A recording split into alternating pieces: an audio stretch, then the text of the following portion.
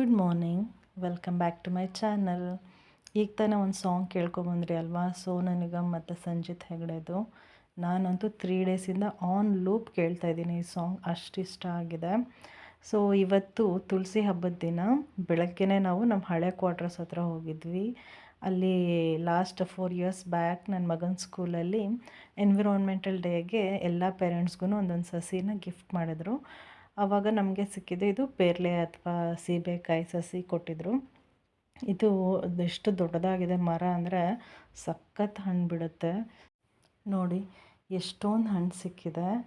ಮತ್ತೇನಪ್ಪ ಅಂದರೆ ನಮ್ಮ ಚೆರ್ರಿ ಅಂತೂ ನಾವು ಎಲ್ಲಿ ಹೋದ್ರೂ ನಮ್ಮ ಹಿಂದೆಯೇ ಬರ್ತಿರುತ್ತೆ, ಬಿಡೋದೇ ಇಲ್ಲ ನಮ್ಮನ್ನು, ನಮ್ಮ ಹಿಂದಿಂದನೇ ಓಡಿ ಬರುತ್ತೆ ನೋಡಿ.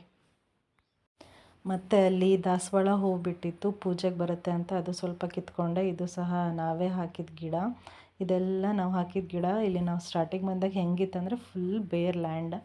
ಇದು ನಾವು ಇದ್ದಿದ್ದ ಹಳೇ ಮನೆ. ಇದು ಸ್ವಲ್ಪ ಚಿಕ್ಕದು. ಇವಾಗ ರೀಸೆಂಟಾಗಿ ಹೊಸ ಕ್ವಾರ್ಟರ್ಸ್ಗೆ ಮೂವ್ ಆದ್ವಿ. ಹಾಗೆ ಮನೆಗೆ ಕೆಲವೊಂದು ಐಟಮ್ಸ್ ಬೇಕಾಗಿತ್ತು ಅಂತ ತರೋಕ್ಕೆ ಹೊರಗಡೆ ಹೋಗಿದ್ವಿ. ಅಲ್ಲಿ ಒಂದು ಎಗ್ ರೈಸ್ ಅಂಗಡಿ ಗಾಡಿ ಮೇಲೆ ಒಂದು ಹೊಸ ಡಿಶ್ ಹೆಸರು ಬರೆದಿದ್ದಾರೆ. ಅದೇನು ಅಂತ ಕಂಡುಹಿಡಿದ್ಬಿಟ್ಟು ನೋಡಿ.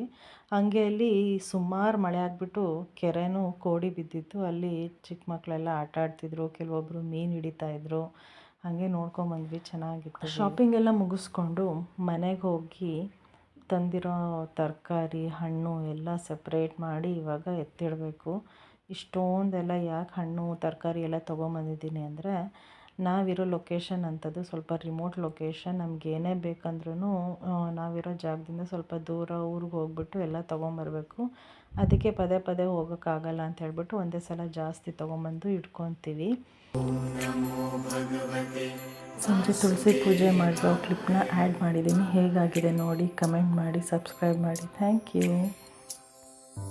ಓಂ ನಮೋ ಭಗವತೆ ವಾಸುದೇವಾಯ.